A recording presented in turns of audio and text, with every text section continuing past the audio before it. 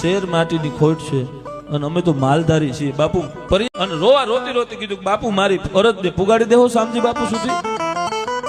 બાપુ કીધું હું તો જાઉં છું, જઈને વાત કરી દઈશ. મુક્તાનંદ બાપુ પતાદાર પહોંચ્યા પછી એક વાત બીજી વાત ઘડીએ ને ઘડીએ શામજી બાપુ એને ઉઘરાણી કરે. મુક્તાનંદભાઈ કાંઈ નવીનમાં? કે ના બાપુ નવીનમાં તો કાંઈ નથી.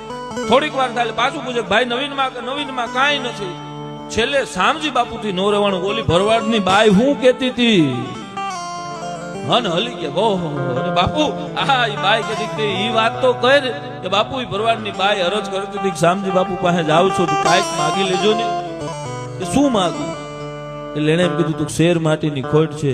તે હું કીધું બાપુ હું તો શું કહું તમારા ડગલે હાલવાના હજુ પગલા માંડ્યા છે, હું દઈ શકું. તેથી શામજી બાપુ કીધું કે બાઈને જઈને કેજે એને હતાદારનો આપો ગીગો એક નહીં 2 દીકરા આપે છે, 2 ભરવાડો હજી જીવે છે સાહેબ દુનિયામાં.